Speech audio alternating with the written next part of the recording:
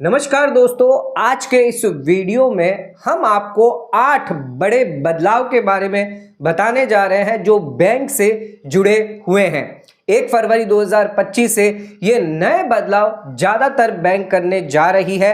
RBI द्वारा कुछ नियम जारी किए गए हैं, बैंकों द्वारा कुछ नियम जारी किए गए जिसमें एटीएम से जुड़े मिनिमम बैलेंस को लेकर, अमाउंट अगर आप ट्रांसफर करते हैं किसी को, या फिर चार्जेस को लेकर, यूपीआई ट्रांजैक्शंस को लेकर, ये बहुत सारे बदलाव जो है वो 1 फरवरी को अब आपको देखने को मिलेंगे। तो आपका भी अगर बैंक खाता है, आपने भी अकाउंट खुलवा के रखा है, तो जान लीजिए इन नियमों के बारे में। इन नियमों के बारे में जानना आपके लिए बहुत जरूरी है, क्योंकि इन नियमों के बारे में अगर जानकारी नहीं होगी तो हो सकता है आपका ट्रांजैक्शन ना हो सकता है आपको ज्यादा पेनल्टी या फिर आपके खाते में पैसा कट भी सकता है। दोस्तों, आज का वीडियो बहुत इंपॉर्टेंट है, तो वीडियो को एंड तक जरूर देखें। चैनल पे नए हैं तो सब्सक्राइब करें और बेल आइकन पे ऑल नोटिफिकेशन पे क्लिक करें। आज के इस वीडियो में 8 ऐसे बदलाव के बारे में, नए नियम के बारे में बताने जा रहे हैं जो बैंकिंग रिलेटेड से जुड़े हुए हैं, बैंक खातों से जुड़े हुए हैं, जो 1 फरवरी 2025 से लागू होने वाले हैं।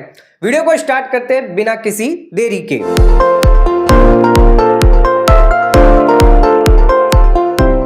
दोस्तों, आइए स्टार्ट करते हैं अपना आज के वीडियो को और बात करते हैं 1 फरवरी 2025 से बैंकिंग सिस्टम में 8 बड़े बदलाव नियमों में चेंज किए गए हैं। आइए एक एक करके सभी बदलाव के बारे में जान लेते हैं। सबसे पहला जो बदलाव किया गया है वो मेंटेनेंस ऑफ मिनिमम बैलेंस को लेकर किया गया है।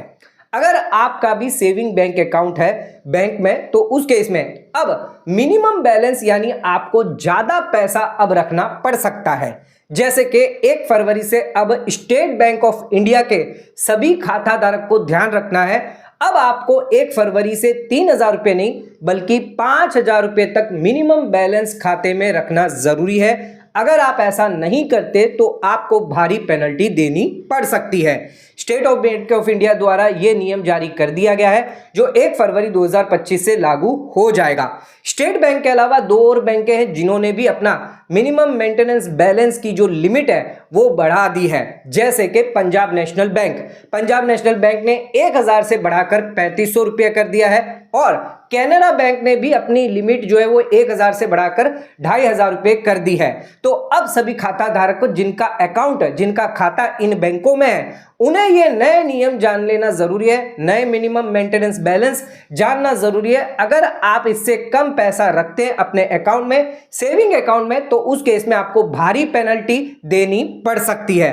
तो ध्यान रखिएगा, अगर आपके इन खातों में अकाउंट है तो आप अपनी जो लिमिट है वो बढ़ा दें, यानी पैसा ज्यादा डिपॉजिट कर दें ताकि आप पेनल्टी से बच सकें। आ जाते अपने दूसरे पॉइंट पे। तो अगर आपका एटीएम कार्ड है और एटीएम से अगर आप पैसा निकालते हैं, नकद पैसा निकालते हैं, तो उसके नियमों में बदलाव किया गया है। अगर अब आप 1 फरवरी 2025 के बाद एटीएम से पैसा निकालेंगे तो ध्यान रखिएगा पूरे महीने में आपको सिर्फ 3 ही ट्रांजैक्शन फ्री दिए जाएंगे। 3 से ज्यादा अगर आप पैसा निकालते हैं, ट्रांजैक्शन करते हैं, तो उस केस में अब आपसे शुल्क वसूल किया जाएगा। अगर आप सेम बैंक से, यानी जिस खाते में आपका अकाउंट है उसी बैंक के एटीएम से अगर पैसा निकाल रहे हैं, तो उस केस में आपको 25 रुपया हर ट्रांजैक्शन पे देना होगा। पहले ये 20 रुपया था जिसको सरकार ने बढ़ाकर अब जो है 25 रुपये कर दिए हैं। इसके अलावा अगर आप किसी अन्य बैंक के एटीएम से पैसा निकालेंगे तो 30 रुपये पर ट्रांजैक्शन आपको देने पड़ सकते हैं। पहले 3 ट्रांजैक्शन फ्री होंगे जिस पर आपको कोई भी शुल्क नहीं लगेगा। इसके अलावा एटीएम से आप 50,000 रुपये से ज्यादा कैश विड्रॉ नहीं कर सकते। ये सभी चीजें डिजिटल ट्रांजैक्शन को बढ़ाने के लिए यहां पर की गई है, जिसके चलते कैश को कम से कम किया जाए और डिजिटल हो, उस वजह से ये सारे नियम लागू किए गए हैं। तो ध्यान रखिएगा, अब अगर आप एटीएम से पैसा नकद निकालते हैं तो 3 ट्रांजैक्शन के बाद आपको ज्यादा शुल्क देना पड़ सकता है। जाते अपने तीसरे नियम पर। तो इंटरेस्ट रेट को लेकर भी बदलाव किया गया है। बैंकों द्वारा अब निवेश करने पर बेहतरीन और ज्यादा ब्याज आपको दिया जाएगा। सेविंग अकाउंट होल्डर है, खाता धारक है, तो उस केस में ज्यादातर बैंकों ने यह निर्णय लिया है इन्फ्लेशन को देखते हुए अब आपको सेविंग बैंक अकाउंट पर ज्यादा ब्याज दिया जाएगा।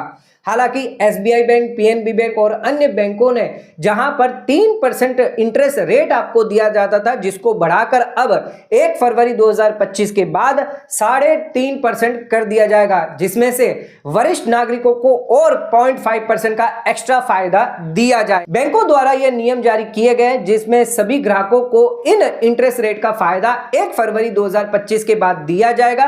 जो खाता धारक है उन्हें अब ज्यादा बढ़कर इंटरेस्ट दिया जाएगा। जाते अपने 4th पॉइंट पे, तो डिजिटल बैंकिंग को लेकर भी सुधार किया गया है।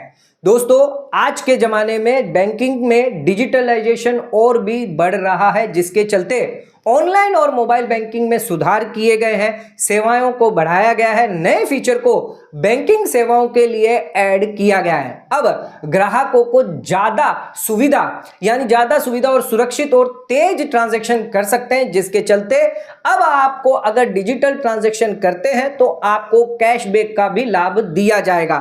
ये सभी चीजें डिजिटलाइजेशन को यहां पर बढ़ावा देने के लिए की जाएगी। बैंकिंग सेक्टर द्वारा डिजिटल यहां पर देखा जाएगा कि डिजिटल ट्रांजैक्शन ज्यादा से ज्यादा हो, सुरक्षित हो और तेज हो, जिसके चलते इन सुविधाओं में बढ़ोतरी और बदलाव जो है वो किए जाएंगे। आ जाते अपने 5th पॉइंट पे, तो IMPS इमीडिएट पेमेंट सर्विस को लेकर 1 फरवरी 2025 से नए नियम लागू कर दिए गए हैं। IMPS एक ऐसा मनी ट्रांसफर सिस्टम है जो ज्यादातर ग्राहक यूज करते हैं। आप चाहे internet banking, mobile banking, ATM, SMS, इन माध्यम से IMPS को यूज करके पैसा एक अकाउंट से दूसरे अकाउंट में ट्रांसफर कर सकते हैं।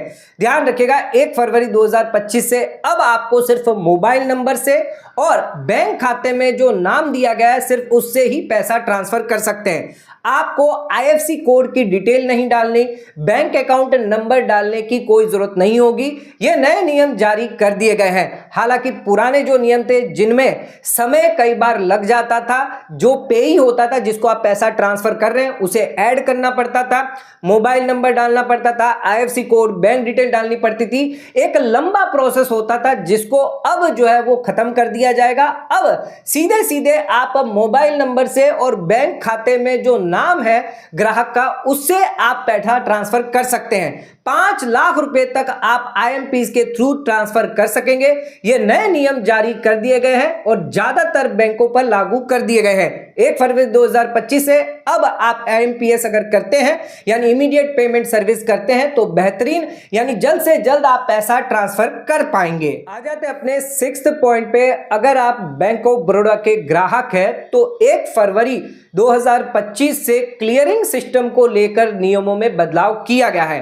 अगर अब आप क्लियरिंग के लिए चेक जमा करते हैं 1 फरवरी 2025 के बाद, तो यहां पर बैंक द्वारा बताया गया है कि क्लियरिंग करते वक्त कंफर्मेशन लेना अनिवार्य होगा। अगर कंफर्मेशन नहीं मिलेगा तो उस केस में जो चेक है वो वापस दे दिया जाएगा। बैंक ऑफ बड़ौदा द्वारा यह बताया गया है कि आप क्लियरिंग के लिए पेमेंट पे सिस्टम यूज कर सकते हैं, लेकिन यहां पर अगर आप चेक देते हैं तो उस केस में आपका कंफर्मेशन जो है वो लेना जरूरी होगा, जिसके चलते अगर कंफर्मेशन नहीं मिलता तो चेक वापस दे दिया जाएगा। आ जाते अपने 7th पॉइंट पे, तो पंजाब नेशनल बैंक द्वारा अपने सभी ग्राहकों के लिए 1 फरवरी 2025 से एक नया नियम जारी किया है, जिसमें अगर डेबिट ट्रांजैक्शन फेल होता है तो अब आपको 250 रुपए का चार्ज यानी शुल्क देना पड़ सकता है।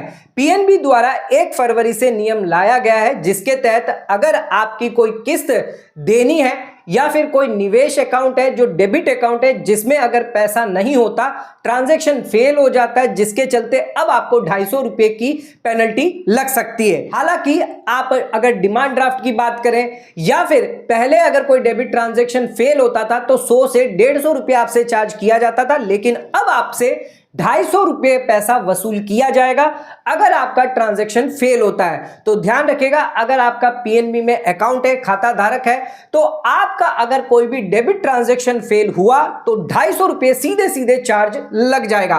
1 फरवरी के बाद ये नए नियम लागू हो चुके हैं। अब अपने आखिरी पॉइंट पे यानी 8 पॉइंट पे, तो ध्यान रखिएगा यूपीआई ट्रांजैक्शन जो है जिसमें 1 फरवरी 2025 से नए नियम लेकर आई है एनपीसीआई द्वारा, यानी national payment corporation of India द्वारा एक नया रूल जारी किया गया है, जिसके चलते अब अगर आप यूपीआई ट्रांजैक्शन करेंगे तो ध्यान रखिएगा आपकी यूपीआई आईडी में स्पेशल कैरेक्टर नहीं होना चाहिए, यानी सिर्फ अल्फा न्यूमेरिक कैरेक्टर होना चाहिए। यह रूल स्ट्रिक्टली यहां पर लागू किया जाएगा, क्योंकि यहां पर एनपीसी द्वारा सर्कुलर जारी किया गया था जिसमें बताया गया था कि सिर्फ अल्फा न्यूमेरिक कैरेक्टर ही अलाउ किया जाएगा। ज्यादातर यूपीआई प्लेटफॉर्म ने इसको अपनाया है, लेकिन अभी भी कई ऐसी यूपीआई आईडी है जिनमें यह बदलाव नहीं किया गया है। एग्जाम्पल के तौर पर अगर आप एसबीआई के ग्राहक हैं, आपका फोन नंबर है 12345789 तो उस केस में आपकी यूपीआई आईडी जो है वो 1235 से लेकर 0 और एसबीआई यहां पर लिखा होना चाहिए। यहां पर कोई भी स्पेशल कैरेक्टर यानी @ या हैशटैग नहीं होना चाहिए। अगर आपका कोई भी स्पेशल कैरेक्टर हुआ आपकी यूपीआई आईडी में तो उस केस में आपका ट्रांजैक्शन 1 फरवरी 2025 के बाद फेल कर दिया जाएगा। तो ध्यान रखिएगा, अगर आप कोई भी ट्रांजैक्शन करते हैं अपनी यूपीआई आईडी चेक जरूर करें।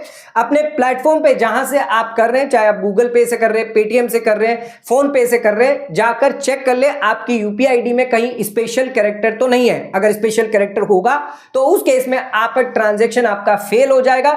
सिर्फ अल्फा न्यूमेरिक यूपीआई आईडी होगी, उसी का ट्रांजैक्शन अलाउ किया जाएगा। 1 फरवरी से यूपीआई ट्रांजैक्शन को लेकर ये नए नियम जारी कर दिए गए हैं। आज के इस वीडियो में हमने आपको 8 बैंक के नए नियम के बारे में बताया है जो 1 फरवरी 2025 से लागू हो चुके हैं।